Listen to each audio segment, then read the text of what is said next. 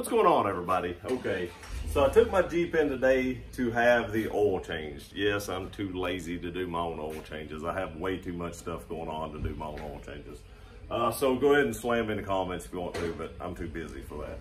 But I took it in and my air filter was actually pretty rough looking. It was pretty dark, and they said, "You want us to change that for you?" And I said, "No, I'm just gonna put a K&N in it." Now, I've thought about putting a big intake system on this, and I can't decide if I want to.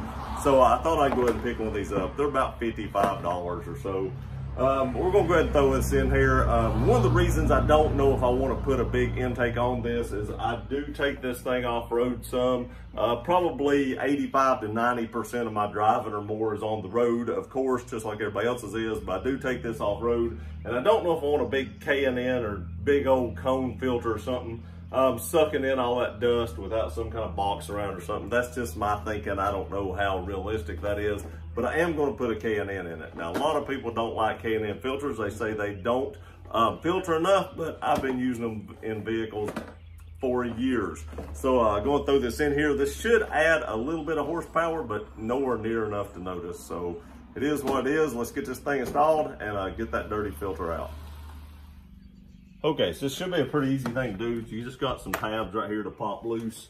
There's one back here in the back and another one right down there in the front. And this thing should just come off at this point in time, I would think.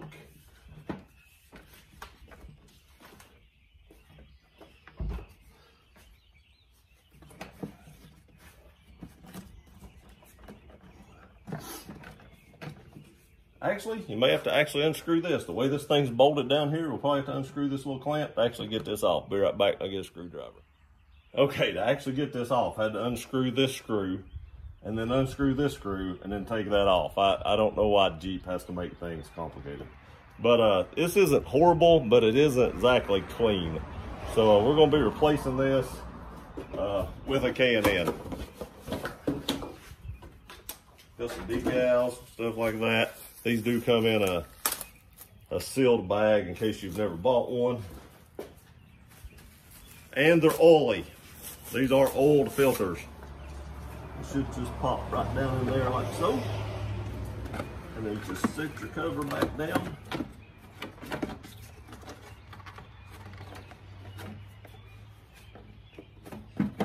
Like that right there. And then pop these little things back on.